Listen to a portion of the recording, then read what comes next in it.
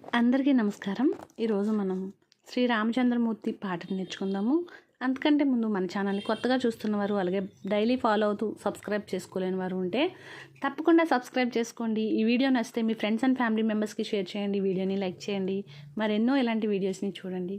ధన్యవాదములు.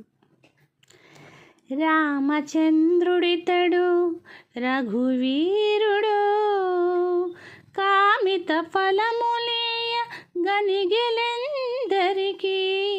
రామచంద్రుడితడు రఘువీరుడు, గౌతము భార్య పాలిట కామధేను వితడు, గాతల కౌశికు పాలి కల్పవృక్షము, సీతాదేవి పాలిటి చింతామణి ఇతడు, ఈతడు దాసుల పాలి